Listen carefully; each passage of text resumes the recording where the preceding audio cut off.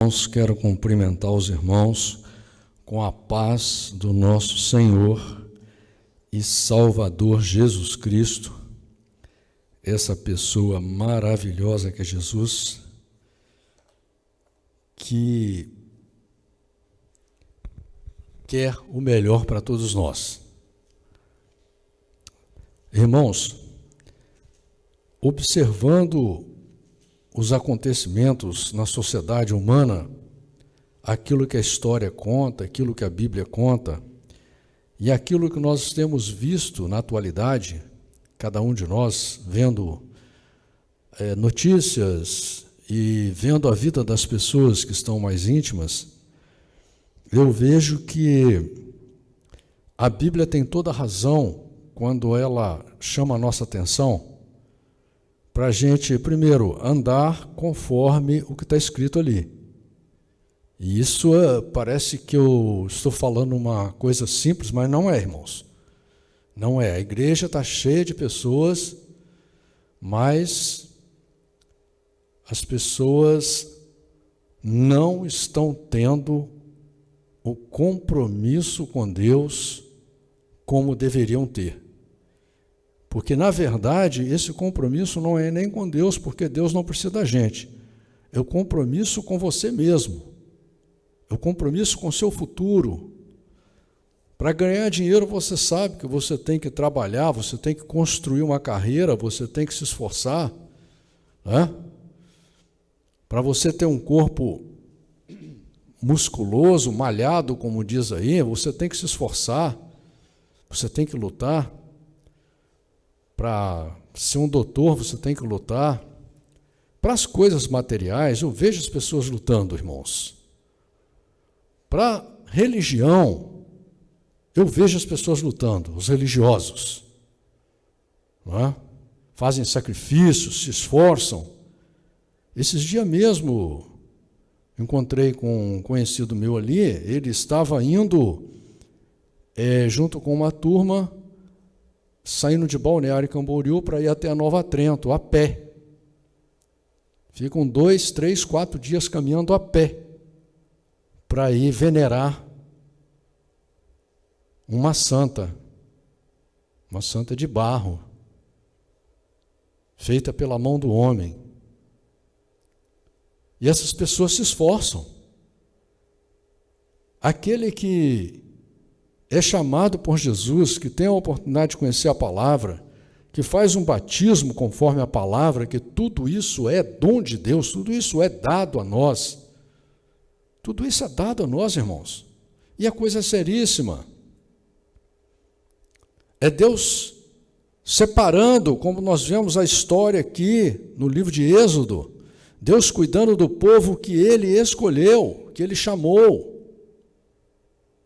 Mas nós vemos também que a maioria absoluta daquelas pessoas não deram importância nenhuma para a chamada de Deus, apesar dos milagres, apesar de tudo, apesar da oportunidade que eles tiveram, uma oportunidade ímpar,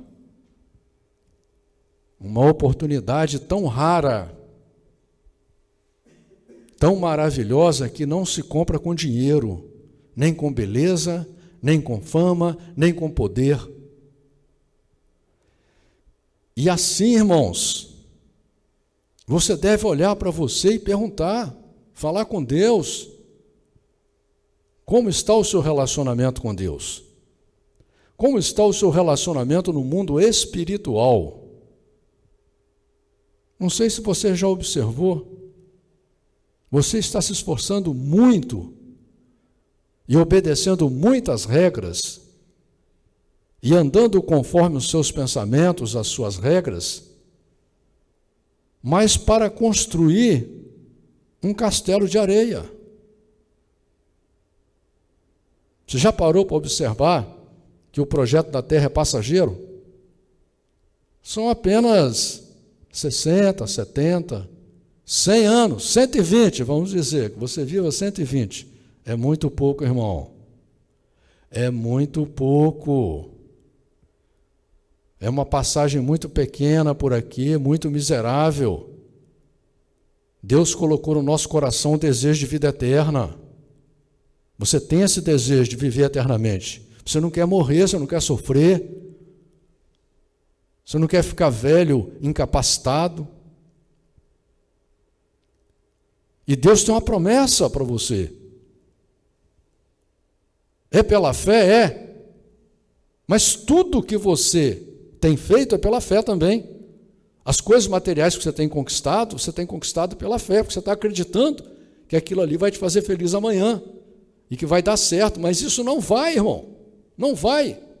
A única promessa que pode fazer bem para você lá no futuro é a promessa de Jesus. Que milhões de pessoas creem nessa promessa.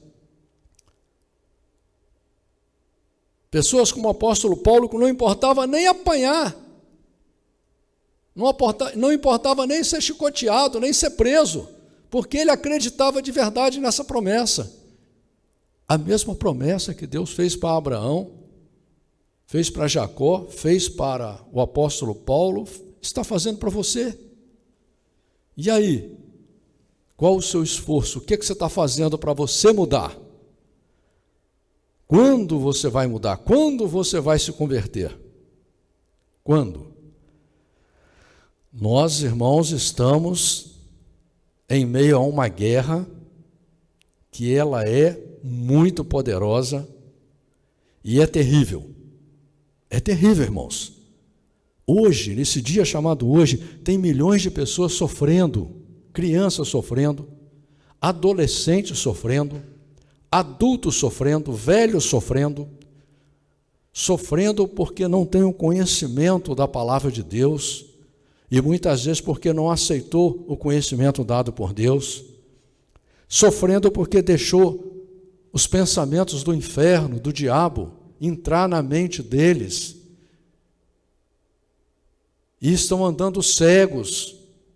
Por isso que Jesus, quando está no auge do seu sofrimento, ele fala para Deus: Pai, perdoa, eles não sabem o que fazem. Essa frase é muito profunda, irmãos, porque nós julgamos todo mundo, mas infelizmente a verdade é que as pessoas que estão do lado do mal, elas estão cegas, irmãos. Elas não sabem o que estão fazendo, não. Embora parece que tenham consciência, mas não. Elas não têm o conhecimento que você tem, que Deus te deu. Elas não têm a visão da vida que você tem. Pessoas aí que vão morrer com 100 anos de idade, fazendo maldade desde a sua adolescência, roubando as pessoas, roubando pobre, roubando criança, estuprando criança, sacrificando crianças. Hoje deve ter milhares de crianças presas, adolescentes presas, que são escravas sexuais. Irmãos, o mundo não é brincadeira, não.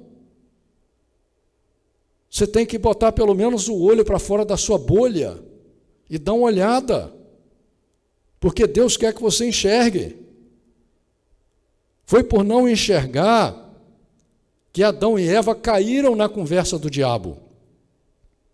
Por não enxergar. Já estavam no paraíso, tinham tudo. Comida, a presença de Deus, tudo perfeito. Não tinha doença, não tinha nada, estavam lá, estava tudo maravilhoso. Foram enganados, porque não sabiam discernir entre a direita e a esquerda, entre o santo e o profano, entre o certo e o errado. Mas, irmãos, estamos em 2023, você já sabe tudo isso, mas você está subestimando o poder das trevas. A Bíblia diz lá no livro de Efésios, no capítulo 6, o seguinte, irmãos: revesti-vos de toda a armadura de Deus, para que possais estar firmes contra as astutas ciladas do diabo. Não é eu que estou falando, a palavra do Senhor está aqui. Livro de Efésios, capítulo 6, versículo 11. Astutas ciladas. vai pegando você, porque quando você nasceu, irmão, você era uma folha em branco, você não sabia nada de nada. Se te jogasse lá no meio da floresta amazônica e você vivesse no meio de bichos, você nem falar não falava. Você não ia saber escrever, não ia saber ler.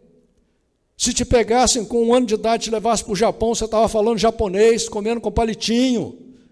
Presta atenção nisso, muita coisa que você acha que é você, não é você, colocaram em você, colocaram a religiosidade em você, colocaram um monte de mentira em você, fora o gênio ruim que você herdou, a parte ruim, que todos nós, todo ser humano, nasce com uma parte boa e uma parte ruim. Temos o exemplo de Jacó, temos o exemplo de Abraão, exemplo de José, e vai por aí afora, pessoas boas, mas tinha um lado que era ruim. Assim como Esaú, o lado ruim dele era mais forte. Deus te chama para você observar isso, irmão, porque senão não adianta, a vida vai passar, você vai morrer com 100 anos e não vai evoluir. E todo mundo está querendo ir para o céu. Agora está uma beleza, estamos vivendo na graça, todo mundo está indo para o céu. Morreu, ficou bom e vai para o céu. Ora, isso não existe, irmãos. A Bíblia deixa claro quem vai para o céu, quem não vai. Mas a luta é sua, independente do seu futuro. Se você não firmar o seu pensamento na palavra de Deus, você mesmo vai estragar o seu futuro. Você mesmo. Porque a palavra do Senhor diz, quando não quer, dois não briga. A palavra do homem aí, né? Um ditado do homem. Quando não quer, dois não briga. Normalmente as brigas, elas se tornam terríveis porque os dois querem, né? E a Bíblia diz, não responda ao tolo segundo a sua tolice. Deus nos chama para sermos espirituais, para termos personalidade, para sabermos discernir, enxergar. Deus não chama tolo, babão, não. Pessoas que só vivem do Espírito. Deus nos chama para viver da razão. Você quer agradar a Deus? Busque todos os dias a sua conversão. A sua conversão. Comece a observar você, comece a lutar com Deus, a orar todo dia, a falar, Senhor, me mostra meus defeitos, me mostra onde que eu tenho que mudar, me mostra o que eu devo enxergar. Porque imagina, se você vai para um mundo perfeito e você for um tolo, o diabo vai chegar lá, vai te convencer que a sua tolice é certa. E foi assim que o diabo convenceu 30% dos anjos do céu. Já estavam no céu, com vida eterna, com tudo maravilhoso. Convenceu eles que a maldade é boa. E eu estou inventando uma história, irmãos? Ou tem milhares e milhões de pessoas aqui na Terra que só pensam em fazer maldade e que estão fazendo maldade? Quer dizer que não existe isso. Vamos abrir os olhos para a realidade. Vamos pensar com clareza. Já estamos no tempo, como Jesus falou, no final dos tempos, tudo será revelado. Você não tem como se desculpar mais, você já sabe de tudo. Você só não serve a Deus com integridade, com vontade, com desejo, porque você não quer, você não está priorizando Deus. Tempo é uma questão de preferência. Quando a pessoa fala que ela não vai na sua casa porque não tem tempo, não, ela não tem tempo para você. Quando você diz para Deus que você não pode, que você não tem tempo, que isso, que aquilo, é porque você está colocando Deus em um canto. Você não tem preferência por Deus. Você não está querendo amar a Deus de verdade. Estamos lendo o livro de Êxodo, no capítulo 13. E aqui no versículo 2, irmãos, você vai ver uma referência lá no livro de Êxodo, capítulo 34, versículo 19, Êxodo 22, 29, Números 8, 16, 18, 15 e 17, Levíticos 27, 26, Deuteronômio, capítulo 15, versículo 19, e Lucas, capítulo 2, versículo 23. Diz a palavra do Senhor assim: Então falou o Senhor a Moisés, dizendo: Santifica-me todo o primogênito, o que abrir toda a madre entre os filhos de Israel, de homens e de animais, porque meu é. E Moisés disse ao povo: Lembrai-vos deste mesmo dia em que saíste do Egito, da casa da servidão, pois com mão forte o Senhor vos tirou daqui. Portanto, não comereis pão levedado.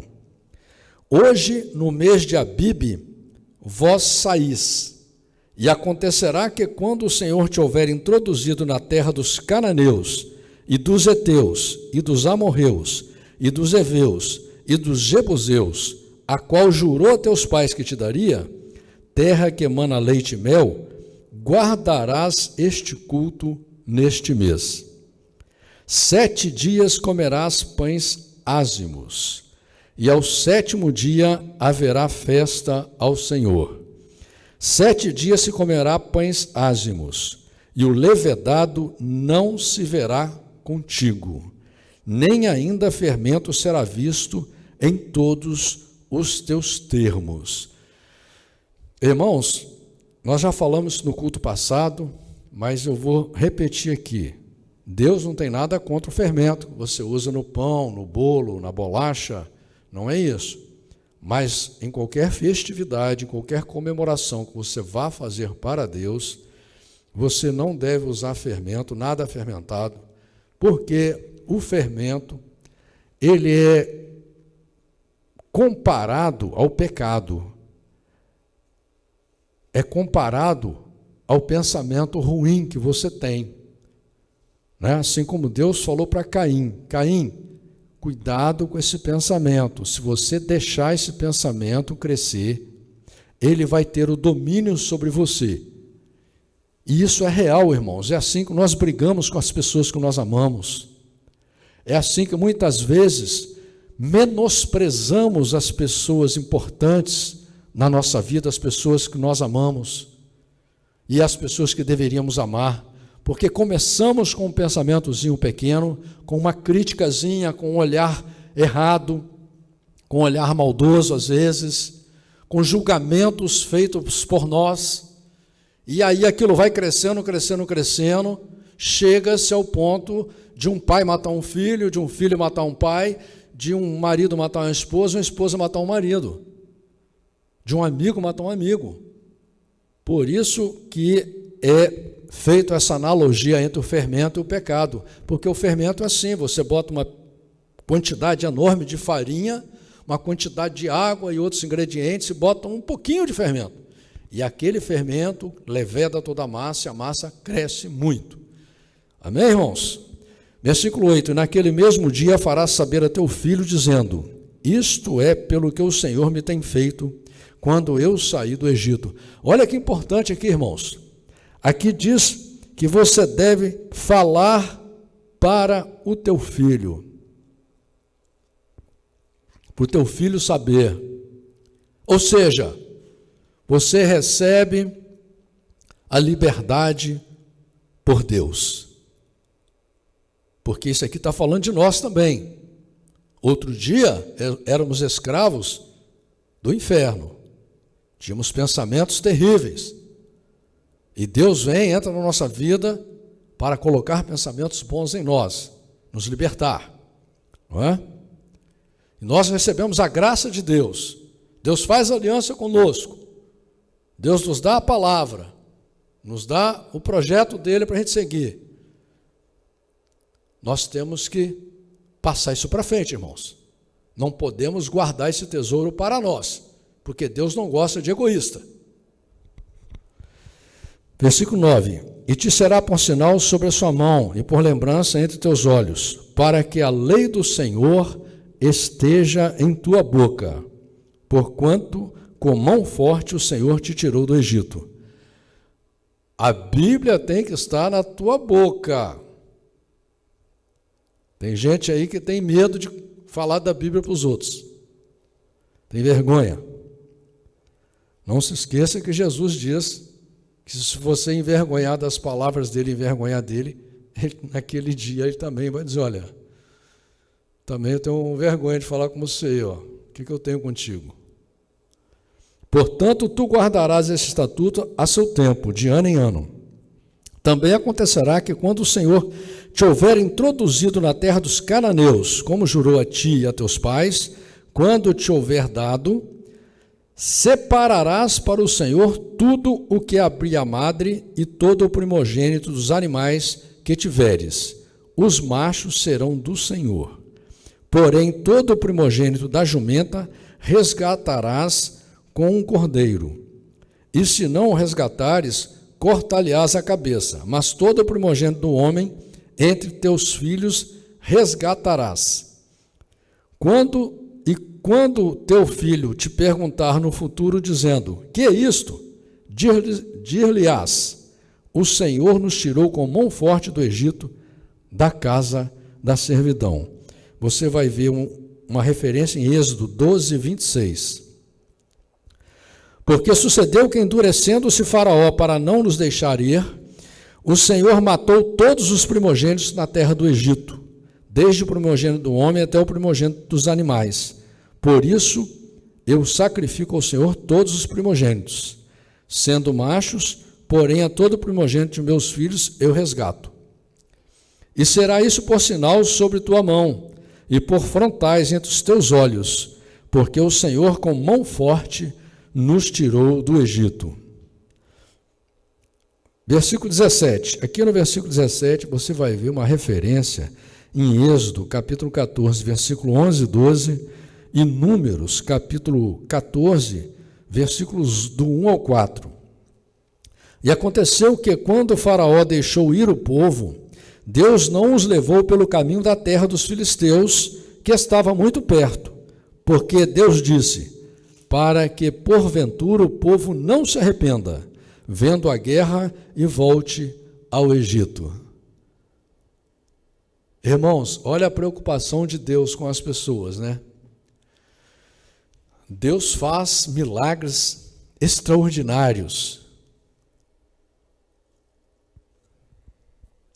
coisas que o homem até hoje, com toda a tecnologia, não pode fazer. Deus tira esse povo de 400 anos de escravidão, anda com eles de dia e de noite.